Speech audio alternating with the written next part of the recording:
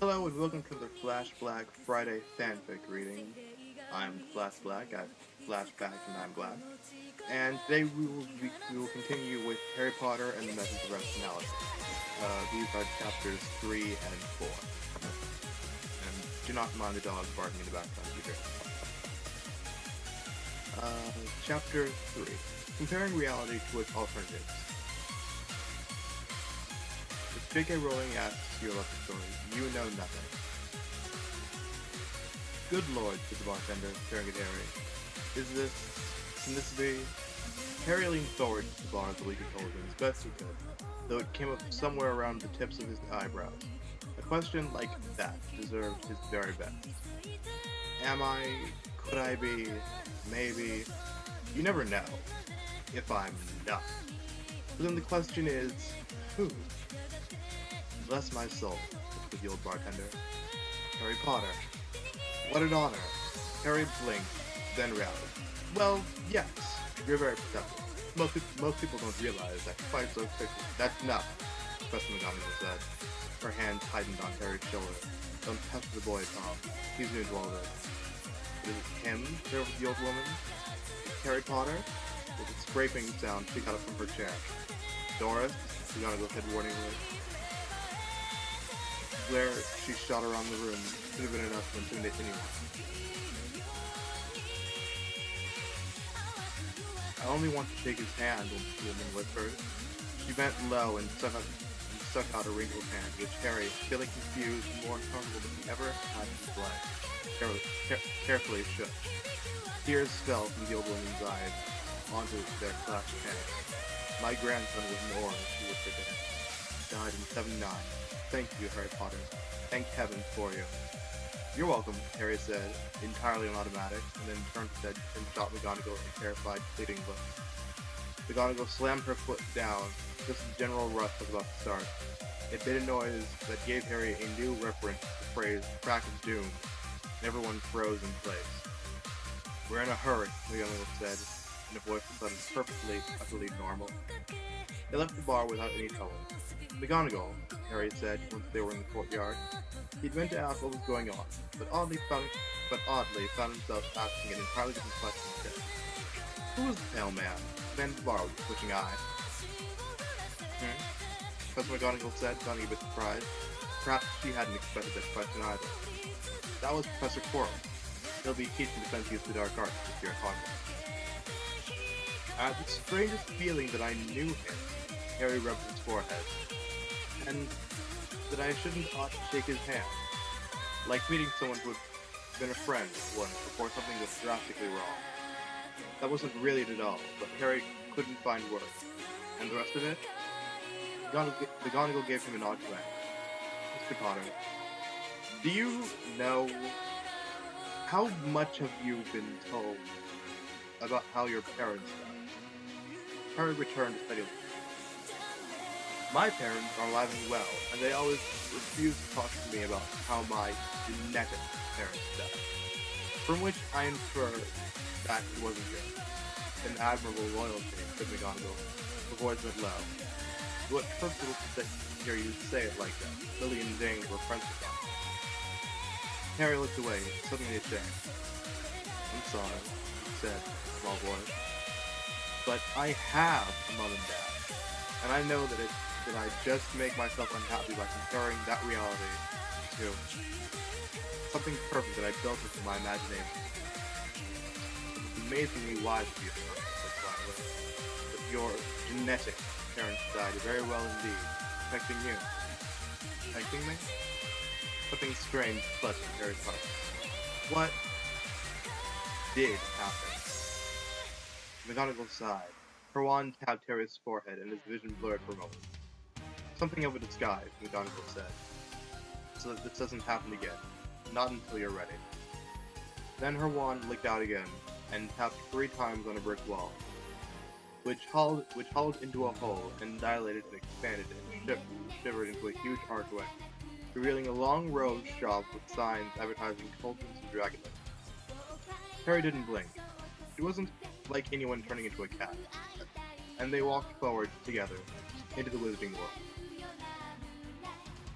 There were merchants hawking bounty goods, made with real flubber, and knives +3, forks +2, spoons with a +4 bonus. There were goggles that would turn anything you looked at green, and a lineup of cushy lounge chairs and projection seats for emergency. Harry's head kept rotating like it was trying to screw itself off his neck. It was like walking through the magical items section of an Advanced Dungeons & Dragons rulebook. He didn't play the game, but he did enjoy reading the rulebook. Harry desperately didn't want to miss a single item for sale, in case it was one of 3 needed to complete the cycle of infinite wish spells. Then Harry spotted something that made him, entirely without thinking, veer off from McGonagall and start heading straight into the store. A front of blue brick with a bronze metal trim. It was brought back to reality only when McGonagall stepped right in front of him. "Mr. Potter?" she said. Harry blinked, then realized what he'd just done. "I'm sorry. I forgot for a moment that I was with you instead of my family." Harry gestured to the store window, which displayed fire letters that shone piercingly bright and yet remote, spelling out Big Bam's Brilliant Books. When you walk past the bookstore you haven't visited before, you have to go in and look around. That's the family rule. That is the most Ravenclaw thing I have ever heard. "What?" "Nothing, Mr. Potter. Mr. Potter, our first step is to visit Gringotts, the bank of the Wizarding World. Your genetic family vault is there. With the inheritance your genetic parents left you, and you'll need the money for school supplies." She sighed. "And I suppose a certain amount of spending money for books could be excused as well. But you might want to hold off for a time. Hogwarts has quite a large library on magical subjects. The tower in which I strongly suspect you will be living has a more broad-ranging library of its own. Any book you bought now would probably be a duplicate." Harry nodded and they walked on. "Don't get me wrong, it's a great distraction," Harry said, as his head kept swiveling. "Probably the best distraction anyone has ever tried on me. But don't think I've forgotten about our pending discussion."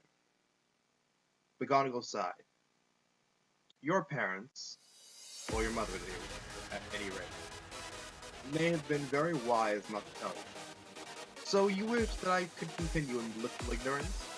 There's a certain flaw in that plan," said McGonagall. "I suppose it would be rather pointless," the witch said directly. When anyone on the street could tell you the story." "Very well." And she told him of he who must not be named, Dark Lord Voldemort. "Voldemort?" Harry whispered. It should have been funny, but it wasn't. The name burned with cold feeling. Ruthless, diamond clarity. A hammer of pure titanium descending upon an anvil of yielding flesh. A chill swept over Harry, even as he pronounced the word, and he resolved then and there to use safer terms like you-know-who. The Dark Lord had raged upon moving Britain like a wilding wolf, tearing and rending the fabric of their everyday lives. Other countries had wrung their heads but hesitated to intervene, whether out of apathetic selfishness or for fear. Whichever was first among them to oppose the Dark Lord, their peace would be the next target of terror. Bystander effect, thought Harry, thinking of the Khan and Dar's experiment which shown that you were most likely to get help if you had an epileptic fit in front of one person than in front of 3. Refusing the responsibility, everyone hoping that someone else would go first. The Death Eaters had followed in the Dark Lord's wake, and into his vanguard, carrion vultures to pick at wounds, or snakes to bite and weaken. The Death Eaters were not as terrible as the Dark Lord, but they were terrible, and there were many. And the Death Eaters wielded more than one. There was wealth in those massed ranks, and political power, and secret-hidden blackmail to paralyze a society trying to protect itself. An old and respected journalist, Yermy Wibble, called for increased taxes in a draft. He shouted that it was absurd for the many to cower in fear of the few. His skin, only his skin, had been found nailed to the newsroom wall that next morning, with the skins of his wife and 2 daughters. Everyone wished for something more to be done, and no one dared take the lead to propose it. Whoever stuffed the most became the next example. Until the names of James and Lily Potter rose off that list.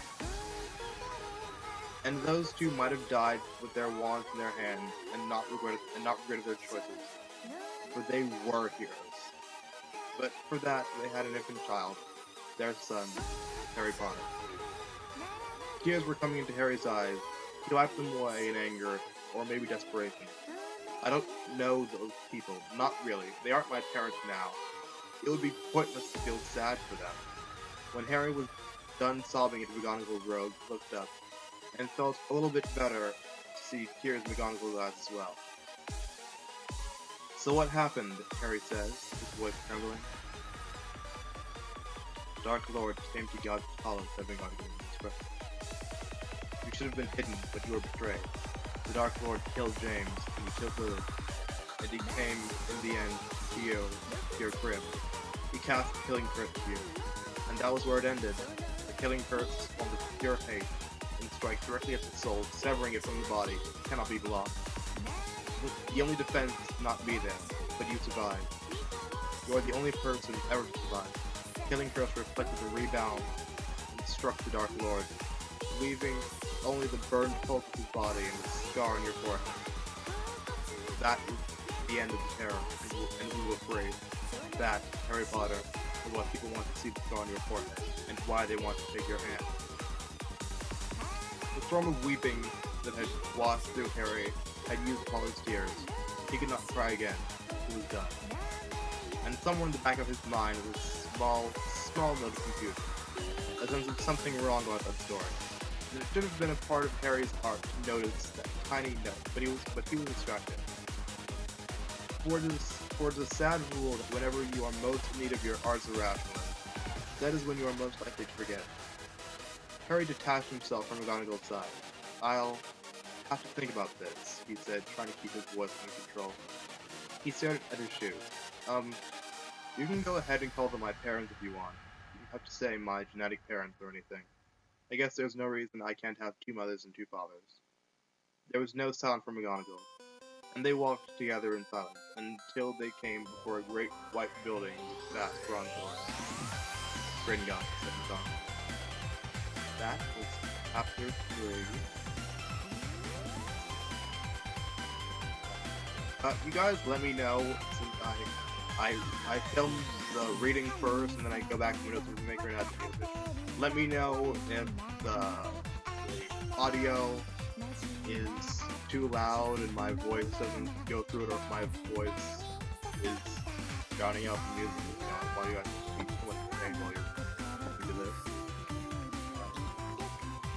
Anyways, here we go. Chapter 4. The Efficient Market Hypothesis. Disclaimer. J.K. Rowling is watching you from where she waits, eternally in the void between worlds. Author's note. As others have noted, the novels seem inconsistent in the apparent purchasing power of the gallon. I'm picking a consistent value in 6. 5 British pounds a gallon doesn't square with 7 gallons per wand and children using hand-me-down wands. Heaps of gold gallons, stacked with silver fiddles, piled with bronze nuts. Harry stood there and stared with his mouth open to the family vault. He had so many questions, he didn't know where to start. From just outside the door of the vault, McGonagall watched him, seeming to lean casually against the wall, with her eyes intent. Well, that made sense. Being plopped in front of a giant piece of gold coins with such a character so pure was archetypical. Are these coins with pure metal? Harry said firmly. What? Hissed the goblin Gryffindor, who was waiting near the door. Are you questioning the integrity of Gringotts, Mr. Potter Evans Burrs? No, said Harry absently.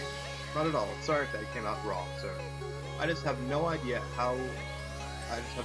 all how your financial system works. I'm asking if gallons in general are made of pure gold. Of course, said Gryffindor. And can anyone coin them, or are they issued by a monopoly that thereby collects seniority? What? Said McGonagall blankly. Griphook grinned, showing very sharp teeth. Only a fool would trust any but goblin coin. In other words, Harry said, coins aren't supposed to be worth any more than the metal making left. Griphook stared at Harry. McGonagall looked amused. I mean, suppose I came in here with a ton of silver. Could I get a ton of sickles made from it? For a fee, Mr. Potter Evansburg's goblin watched with glittering eyes. For a certain fee. Where would you find a ton of silver, I wonder? Excuse me, sorry about that. I was speaking hypothetically, Harry said. For now, you're right. So, how much would you charge it? As a fraction of the whole weight? Your hooked eyes were intense. I'll have to consult my security. Give me a wild guess. I won't hold green gods to it. A 20th part of the metal would well pay for the coining. Harry nodded. Thank you very much, Mr. Griphook. So not only is the wizarding economy almost completely decoupled from the Muggle economy, no one here has ever heard of arbitrage. The larger Muggle economy had a fluctuating trading range of gold and silver, so every time the Muggle gold-silver ratio got more than 5% away from the weight of 17 sickles to 1 gallon, either gold or silver would have drained from the wizarding economy until it became impossible to maintain the exchange rate. Bring in a ton of silver, change to sickles and pay 5%, change the sickles for gallons, take the gold to Muggle world, exchange for more silver than you started with, and repeat.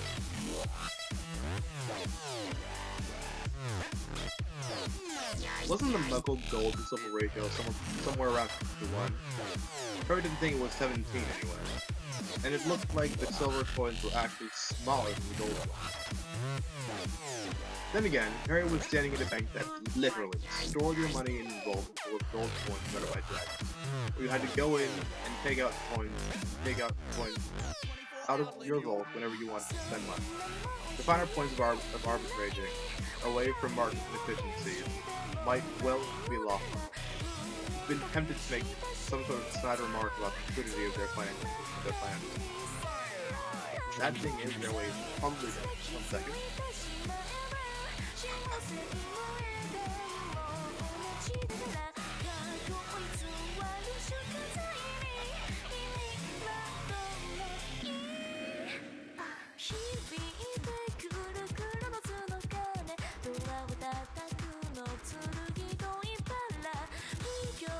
On the other hand, one competent hedge fundy could probably own the whole wizarding world in a week.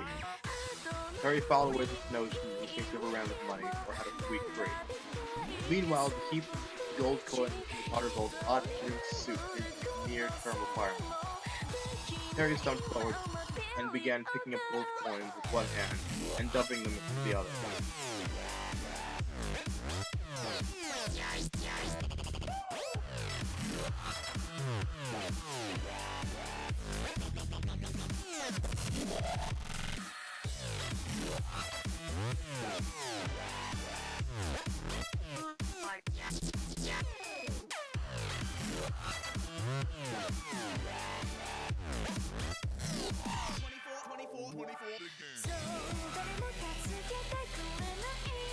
Sorry about that.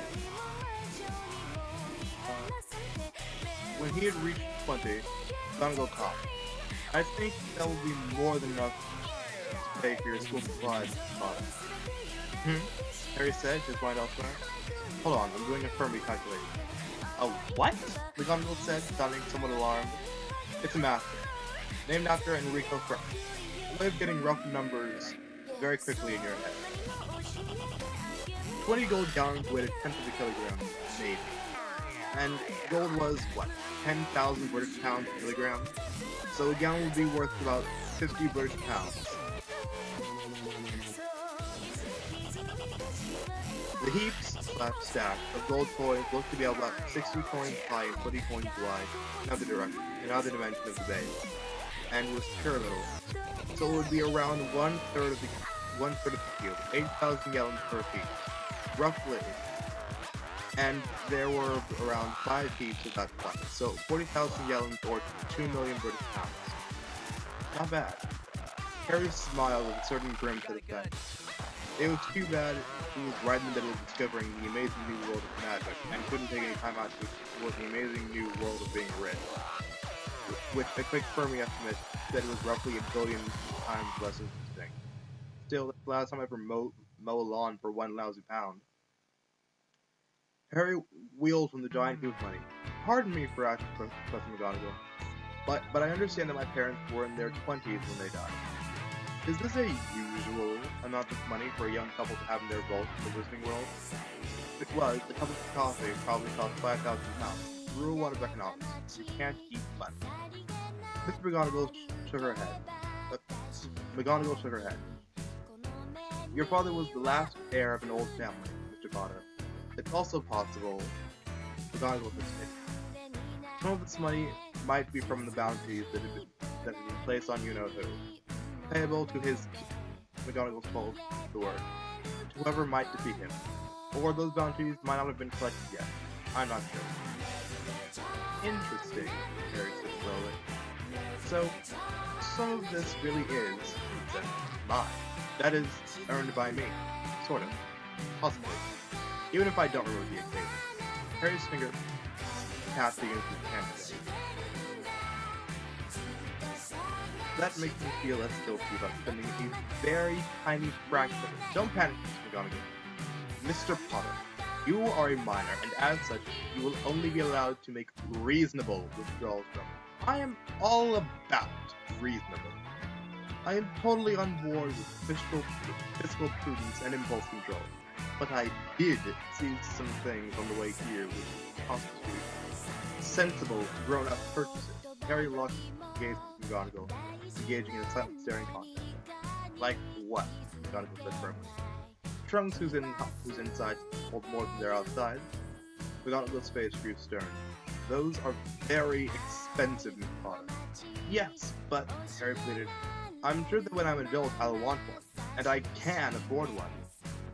It would make just as much sense to buy it now instead of later, and get to use it right away, wouldn't it? It's the same money either way. I mean, I would want a good one, with lots of room inside, good enough that I wouldn't have to just get a better one later. Harry trailed off hopefully. McGonagall's gaze grew waver. And just what would you keep in a trunk like that? Potter? Books. Of course, sighed McGonagall. You should have told me much earlier that sort of magic item existed, and that I could afford one. Now my father and I are going to have to spend the next 2 days frantically hitting up all the youth bookstores for old textbooks, so I can have a decent math and science library with me at Hogwarts, and maybe a mini science fiction and fantasy collection, if I can assemble something decent at the bargain bin. Or better yet, I'll make the deal a little sweeter for you, okay? This will be by Mr. Potter. You think you can bribe me? What? No, not like that. I'm saying Hogwarts can keep some of the books I bring, if you think that any of them would make good additions to the library. I'm going to be getting them cheap, and I just want to have them around somewhere or other. It's okay to bribe people with books, right? That's the family tradition? Yes, exactly. McGonagall's whole body seemed to swell. I fear I cannot deny the logic of your words, though I very much wish I could. I will allow you to withdraw an additional 100 gallons, Mr. Potter. I know that I will regret this, and I'm doing it anyway. That's the spirit. And does the moat skin pouch do what I think it does? Can't do as much as a trunk, McGonagall said reluctantly. But a moat skin pouch with retrieval charm and undetectable extension charm can hold a number of items until they are called forth by the ones who enslaved them. Yes, I definitely need one of those too. It's like the super belt pack with ultimate awesomeness. Batman's utility belt of holding. Never mind a Swiss Army knife. You can just carry a whole tool set in there. Other magic items. Or books! I could have the top 3 books I was reading on me at all times, and just pull one out anywhere. I'll never have to waste another minute of my life. What do you say, Professor McGonagall? It's in the best of all possible causes. Fine, you may add another 10 gallons. Grubhub was favoring Harry with the gaze of frank respect, possibly even outright admiration. And a little spending money, like you mentioned earlier. I think I can remember seeing 1 or 2 other things I might want to store in that pouch. Don't push it, Mr. Potter. But oh, Professor McGonagall, why rain on my parade? For this is a happy day when I discover all things wizarding for the first time. Like the part of a grumpy grown-up when instead you could smile and remember your own innocent childhood. Watching the look of delight upon my young face to buy a beautiful, insignificant fraction of the wealth that I earned by defeating the most terrible wizard Britain has ever known. wasn't written as a brunette. Not that I'm accusing you of being ungrateful or anything, but still, what are few choices compared to that? You! McGonagall growled. There was a look on her face so furious and terrible that Harry squeaked and stepped back, knocking over a whole pile of gold coins with a great jingling noise and sprawling backwards to a heap of money. Griff hooked aside and put a palm over his face. I would be doing a great service with me, Grinning if I locked you in this vault and left you here. And they left without any more trouble. And that was chapters 3 and 4. Wow, look at that mark on the last. I got to go now. Look forward to my review next Friday, obviously. My Harry Potter review, which I'm typing the script out for right now, if I know what to say. I'm actually going to set a series of close to attention. And my review of the Alex Rider series as well. And Rosario plus Vampire to be my first manga / anime review. Probably within the next week or so. That's it from the FlashBlack. Enjoy your day.